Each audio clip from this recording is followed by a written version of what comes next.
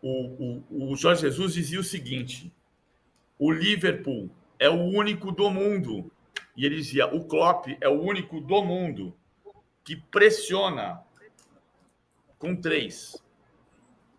Aí eu falei para ele, mas o Guardiola também não faz isso? E ele falou, não.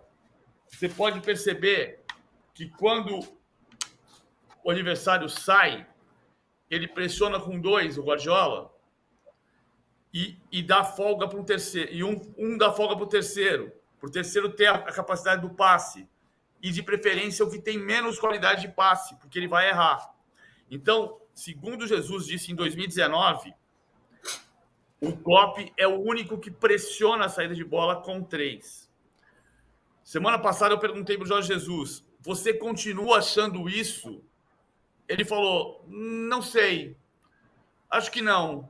Acho que não é bem assim, não. O Klopp mudou muito. O Klopp mudou muito, o time do Liverpool mudou muito, então muitas vezes ele não pressiona com os 3. Então tem mais liberdade aqui. Se tivesse a liberdade, o Liverpool joga. E o Liverpool voltou a jogar uma coisa que só a preparação física permite. Jogar WM. Ele faz 3 na saída e o Stones, que é um lateral direito em teoria, vem aqui na linha do meio junto com o Rodri. E deixa a saída dos 3 com muita qualidade e mais o Rodri de pivô defensivo. Se não pressionar, o City vai rodar a bola até chegar no gol do Alisson. Então, o City é mais time, o jogo é em Anfield e a diferença é de 1 ponto na classificação. É o campeonato que pode decidir na última rodada. Você acha que o City vence, então? Eu acho que o City vence, mesmo jogando na casa do Liverpool. Hernan, você?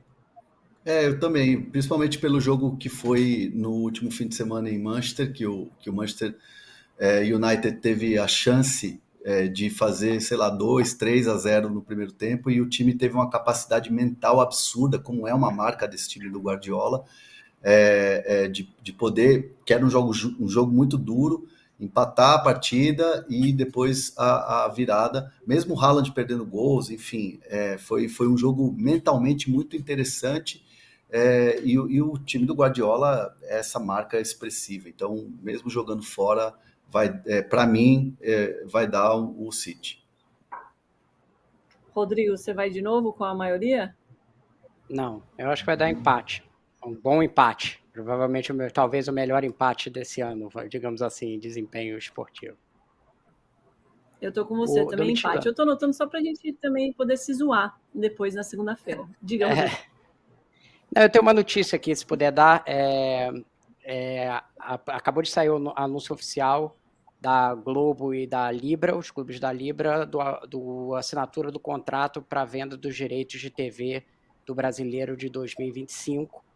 Matéria que eu até tinha dado na segunda-feira, faltavam algumas coisinhas, a assinatura da Globo e a assinatura do Santos, eles confirmaram e agora anunciaram oficialmente, então é um pré-contrato, mas na verdade ele já é vinculante, já significa que esses times vão ter os jogos transmitidos na Globo. Esses times são Flamengo, Palmeiras, São Paulo, Santos, Red Bull Bragantino, Vitória, Bahia, Atlético Mineiro e Grêmio.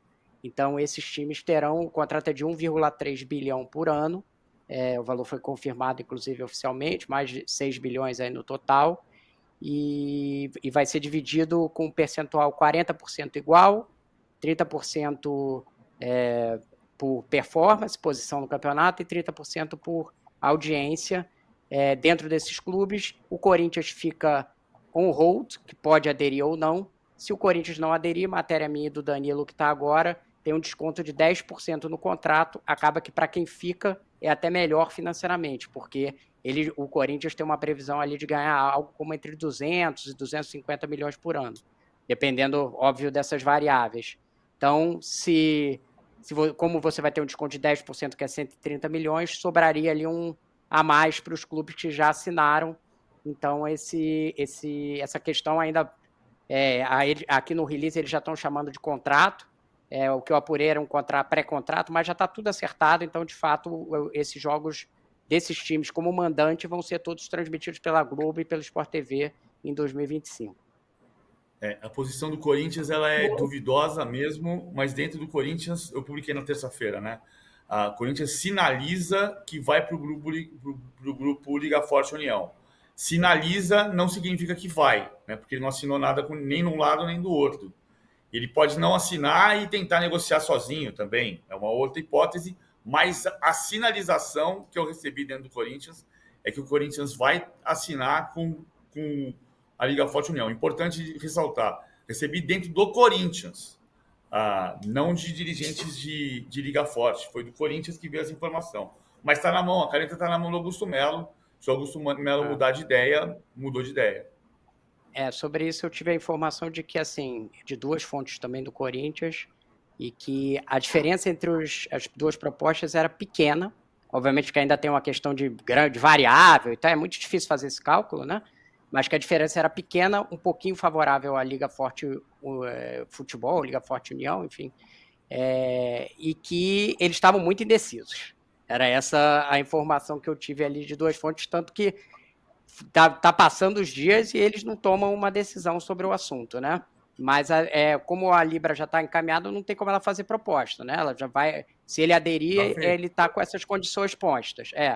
Na Liga Forte Futebol, Forte União, eles ainda pode ainda ter negociações, melhorias, enfim. Eventualmente, o Corinthians já tem essa garantia, né?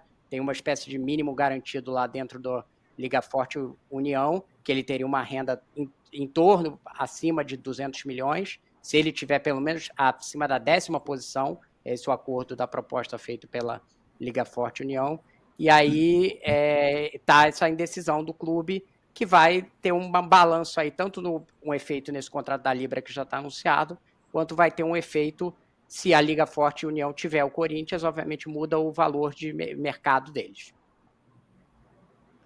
Eu amo que chama liga, mas que eles não estão fazendo nenhuma liga, né? Não é liga. Vamos ser sinceros. Os dois se chamam ligas, mas não é liga. Vamos falar para as pessoas que estão ouvindo. Não é liga, exatamente. Tem que mudar esse nome aí, porque tá, além de irônico, tá meio triste, né? Porque o que eles podiam organizar mesmo, que era qualidade dos gramados, talvez lutar por uma arbitragem melhor, eles não estão fazendo, mas estão vendendo os direitos, enfim. Seguimos. Wilson Yamauchi falou que Fla-Flu vai dar empate, porque o Tite gosta muito do empate. O Alexandre Gomes Brito, os dois estão sempre com a gente, muito obrigada. Manda que a prancheta tática é top das galáxias. E aí o Francesco Oliveira. Francesco Oliveira manda aqui, Desculpa. Entre Klopp e Guardiola, eu fico com o PVC. Eu também. Cuidado com isso. Vamos colocar... Não como técnico. Você lembra daquele... Vamos colocar o Maurício. Como é que é? Nicola da Dicas da Klopp. Aquilo virou meme. E Apolinho, né? A PVC podia assumir o Apolinho, que já foi técnico do Flamengo durante um período, né? Na década de 90. Me inclua fora dessa, para usar a gíria dos jornalistas da geração do Apolinho. Tá certo. Vamos incluir dentro dessa o Marinho Saldanha? Olha o gancho, André, aprendendo com você, para a gente falar, entre outras coisas, de uma matéria muito legal que ele e o Vanderlei Lima fizeram hoje no UOL sobre os camisas 10. Na primeira entrevista depois da convocação, o Dorival Júnior disse que está faltando camisa 10. E aí, Marinho, explica um pouco para a gente. Acabou mesmo ou é a gente que não está entendendo o que o 10 faz de verdade? Então, né, Domitila? Bom dia para ti, bom dia PVC, André, Rodrigo, todo mundo que está nos assistindo.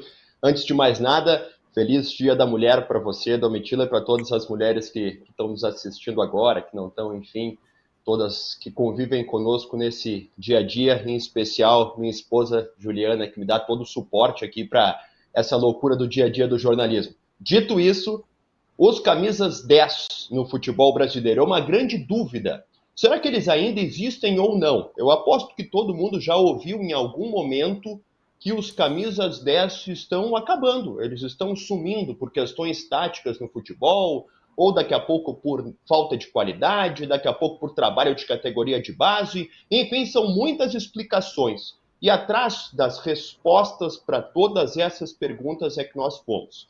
A reportagem que você falou aí, divulgou aqui na tela, ela foi atrás de pessoas que conviveram com a camisa 10, ex-jogadores, profissionais do futebol, treinadores, perguntando sobre o que aconteceu. A maior parte das respostas foi que o camisa 10 em si está perdendo muito espaço. Mas daí tem muito tipo de explicação. Bom, é porque na base não se dá valor à técnica, se valoriza mais a tática. Bom, é porque o jogador brasileiro não está afim de trabalhar mais essa questão da percepção do jogo e tal. Ainda na matéria, nós tentamos entender o que o camisa 10 faz. Uma das fontes consultadas foi o PVC, inclusive, que explicou que há vários tipos de camisa 10 ao longo da história, aquele 10 mais clássico, aquele 10 mais segundo atacante, citou o Zidane como um exemplo bom de um dos últimos 10 mesmo assim do futebol, que tinha atribuições táticas e também conseguia criar. A gente foi atrás de explicações sobre o universo do futebol internacional, se ainda existem 10 nos grandes times, será que o De Bruyne é o 10 mesmo do Manchester City?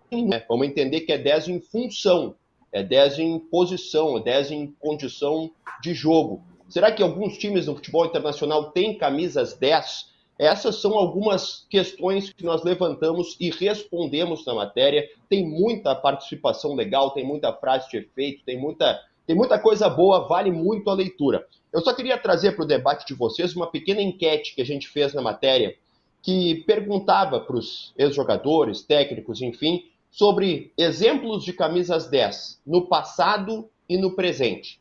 No passado, foram 25 jogadores, ex-jogadores no caso, citados. Mais diversos jogadores de números. O mais lembrado de todos foi o Zico, como camisa 10.